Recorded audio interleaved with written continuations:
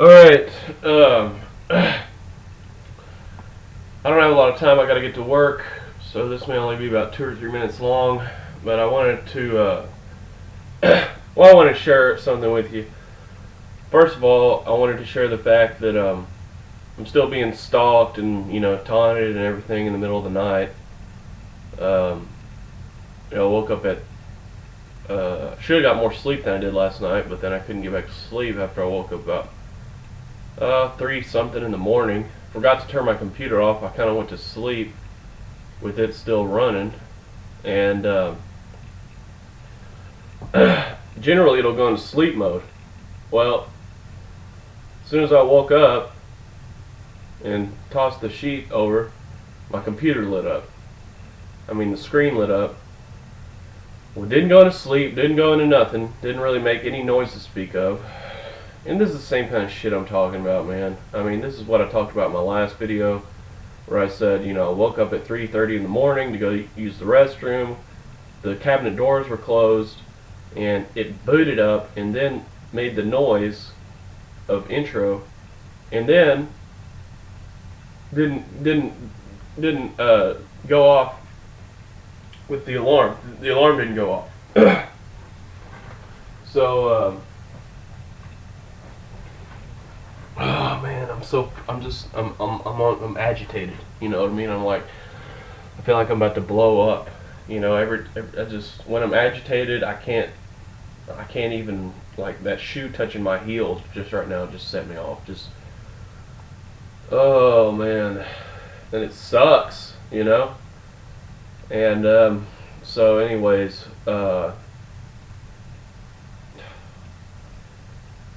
it's really starting to fucking piss me the fuck off.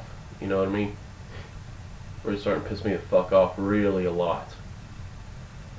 And I'm fucking sick of it. I'm fucking sick of it. So, being woke up in the middle of the night, or harassed in the middle of the night over and over again, constantly being reminded of the fact that I'm being stalked, all day. And, like I said in my last video, it pretty much pales in comparison, to people just, like they did a year ago, just coming over my speakers and just talking to me and asking me who am I talking to inside my own house, surveilling me over my phone when I have it connected to my surround sound because I'm listening to music, and I'm kind of like halfway talking to myself, and they just came over the speakers and just started talking to me. And so anyways, I gotta get out of here, but that's been really driving me nuts, and other than that, I will make a little response to this whole debate about gun control and stuff. So here's what the president said in his State of the Union address. Okay, so first of all, everywhere guns are banned, you watch the video UN gun control agenda and fast forward 6 minutes and 40 seconds, and that's where they begin talking about what happens when guns are banned in other countries. They show newspaper clippings, and they tell you, about how the violence has skyrocketed. And then you listen to Alex Jones, and he puts together the fact that, why the violence rate has been dropping since 1992. It's interesting for me, who's been, researching the war on drugs for so long in the murder statistics, because they coincide directly with an increase in drug prohibition. However, they began to drop in 92. It boggled me. I didn't understand it because the drug prohibition has continued to increase. Well, what I've come to understand is because gun ownership has gone up drastically since 92.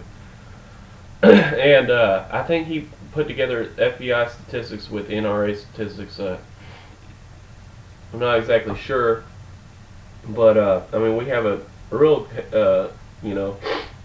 case of what happens with Mexico whenever you institute a drug war policy, a ramped up drug war policy under gun control. They went from 270 drug-related deaths, which if you read like Jim Jim Gray's uh, uh, why our drug laws have failed. A drug-related death is a drug prohibition-related death. And I actually was saying this before I read the book, but it's great citation.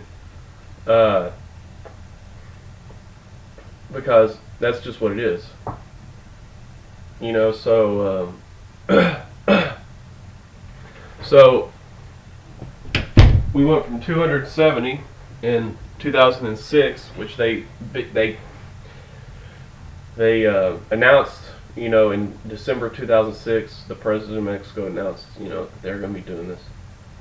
And then every year it increased until 2009 was 16,337 drug prohibition related deaths.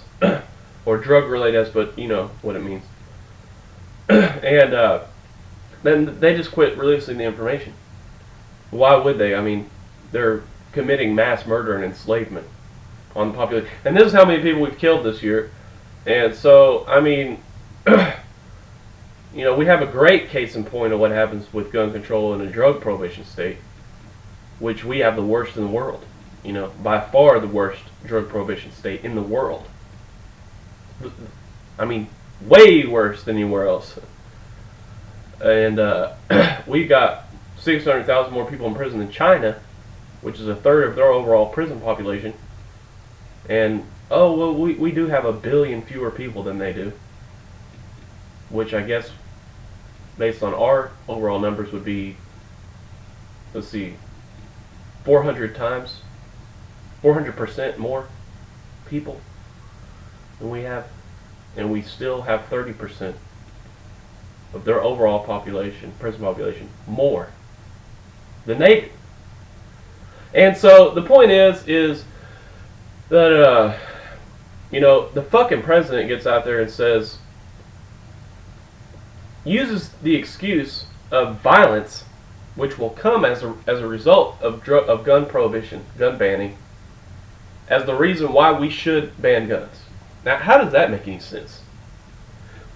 How do you use what will come as a result of what you're asking for as an excuse to do it? You know? You know, I mean, because here he is. We'll have, every day people die in America due to guns. And so that will come as a result of taking away guns. So then that's why we want to do it. I mean, is that not confusing to anybody else besides me?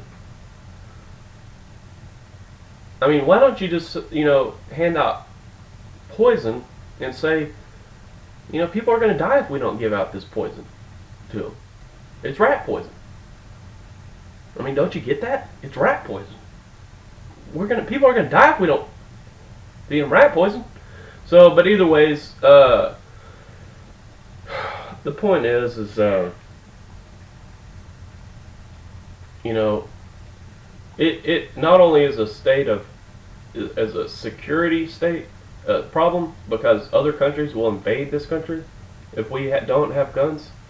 Like Japan wanted to invade the country, you know, during World War II, and said that they wouldn't because we had so many guns.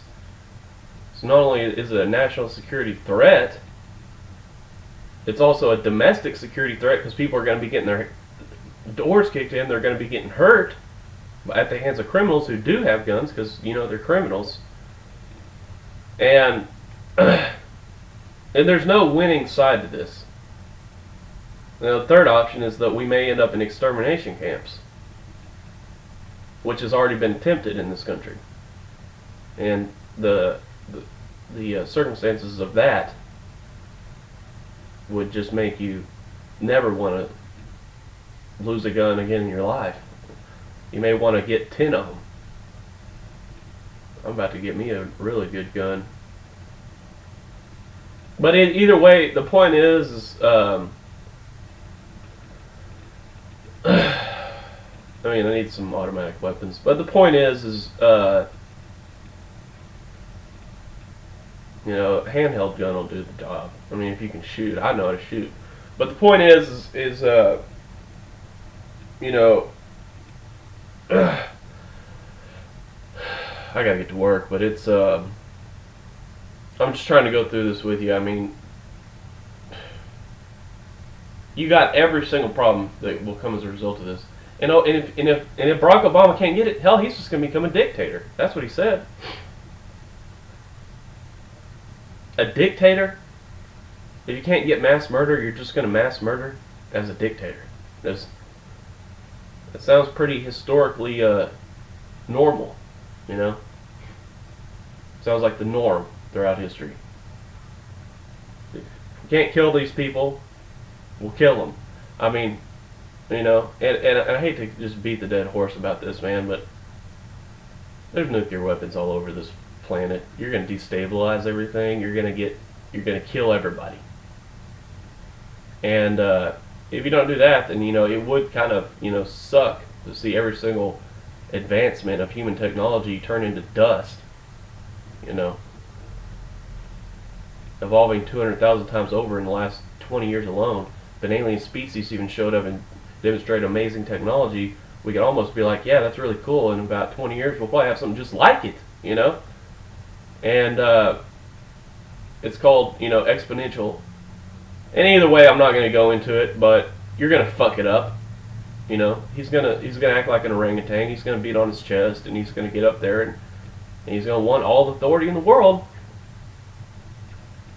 So I'm done, but that's how I'm feeling.